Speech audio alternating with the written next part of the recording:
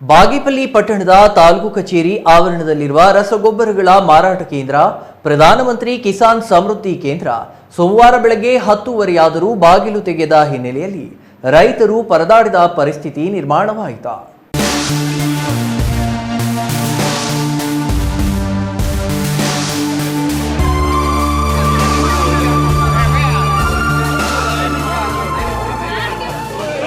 ಬಾಗೇಪಲ್ಲಿ ಪಟ್ಟಣದ ತಾಲೂಕು ಕಚೇರಿ ಆವರಣದಲ್ಲಿರುವ ರಸಗೊಬ್ಬರಗಳ ಮಾರಾಟ ಕೇಂದ್ರ ಪ್ರಧಾನಮಂತ್ರಿ ಕಿಸಾನ್ ಸಮೃದ್ಧಿ ಕೇಂದ್ರ ಸೋಮವಾರ ಬೆಳಗ್ಗೆ 10:30 ಬಾಗಿಲು ತೆಗೆದ ಹಿನ್ನೆಲೆಯಲ್ಲಿ ರೈತರು ಪರದಾಡಿದ ಪರಿಸ್ಥಿತಿ ನಿರ್ಮಾಣವಾಯಿತು. ಬಾಗೇಪಲ್ಲಿ ತಾಲೂಕಿನಲ್ಲಿ ಭಾನುವಾರ ರಾತ್ರಿ ಉತ್ತಮ ಮಳೆಯಾಗಿದ್ದು ರೈತರು ತಮ್ಮ ಬೆಳೆಗಳಿಗೆ ರಸಗೊಬ್ಬರ ಪೂರೈಸಲು ಬೆಳ್ಳಂಬೆಳಗ್ಗೆ ಗೊಬ್ಬರ ಮಾರಾಟ ಮಳಿಗೆ ಮುಂದೆ ಜಮಾಯಿಸಿ ಕಾದು ಕುಳಿತ ಸ್ಥಿತಿ ನಿರ್ಮಾಣವಾಗಿತ್ತು. ರಾಜ್ಯ ಮತ್ತು ಕೇಂದ್ರ ಸರ್ಕಾರ ಆಡಳಿತ ವೈಫಲ್ಯಗಳಿಂದಾಗಿ ರಸಗೊಬ್ಬರಕ್ಕೂ ಪರದಾಡುವ ಪರಿಸ್ಥಿತಿ ಇದೆ.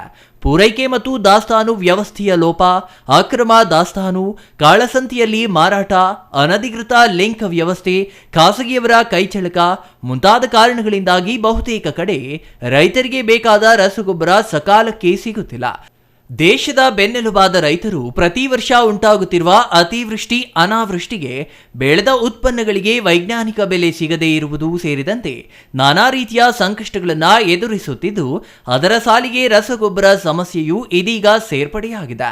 ಈ ವೇಳೆ ರಾಜ್ಯ ರೈತ ಸಂಘದ ತಾಲೂಕು ಅಧ್ಯಕ್ಷ ಕೆ ಈಶ್ವರ್ ರೆಡ್ಡಿ ಮಾತನಾಡಿ, ಭಾನುವಾರ ರಾತ್ರಿ ಉತ್ತಮ ಮಳೆಯಾಗಿದ್ದು ರೈತರು ತಮ್ಮ ಬೆಳೆಗಳಿಗೆ ರಸಗೊಬ್ಬರ ಪೂರೈಸಲು ಬೆಳಗ್ಗೆ ಗೊಬ್ಬರ ಮಾರಾಟ ಮಳಿಗೆ ಮುಂದೆ ಜಮಾಯಿಸಿದ್ದಾರೆ.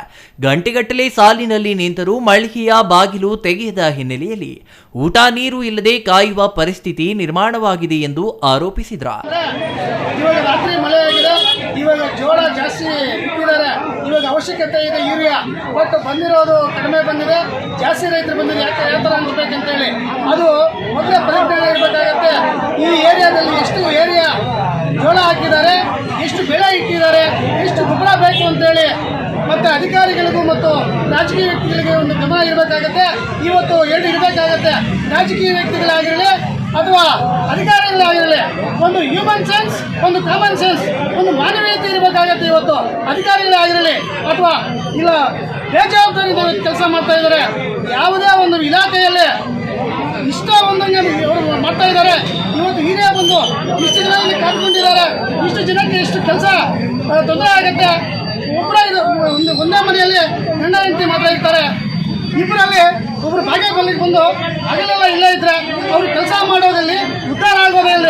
ಇವತ್ತು ಏನು ತಾಲೂಕು ಆಫೀಸು ದಂಡಾಧಿಕಾರಿಗಳಾಗಿರ್ಬೋದು, ಇಲ್ಲ ಒಂದು MLA ಇವರೇ ಆಗಿರ್ಬೋದು, ಮತ್ತು ಕೃಷಿ ಇಲಾಖೆಯವರಾಗಿರ್ಬೋದು, ಒಂದು ಗಮನದಲ್ಲಿ ಇಟ್ಕೊಂಡು ಒಂದು ಹ್ಯುಮ್ಯಾನಿಟಿಯಿಂದ, ಒಂದು ಮಾನವೀಯತೆಯಿಂದ ಕೆಲಸ ಮಾಡಬೇಕಾಗುತ್ತೆ.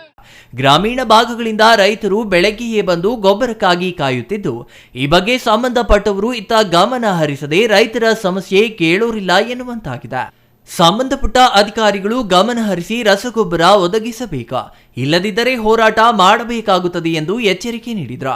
ಪ್ರಸ್ತುತ ಈ ಭಾಗದಲ್ಲಿ ಮೆಕ್ಕೆಜೋಳ, ನೆಲಗಡಲೆ ಸೇರಿದಂತೆ ವಿವಿಧ ಬೆಳೆ ಬೆಳೆಯುತ್ತಿದ್ದು ಬೆಳೆಗಳಿಗೆ ಯೂರಿಯಾ ಅತ್ಯವಶ್ಯಕವಾಗಿದೆ. ಆದರೆ ಕಳೆದೊಂದು ವಾರದಿಂದ ಯೂರಿಯಾ ಸಿಗದೆ ರೈತರು ಪರದಾಡುವಂತಾಗಿದೆ. ಕೂಡಲೇ ಅಗತ್ಯ ಗೊಬ್ಬರ ಒದಗಿಸಬೇಕೆಂದು ರೈತರು ಒತ್ತಾಯಿಸಿದ್ದಾರೆ. Ganesh, CTV news, Bagepalli.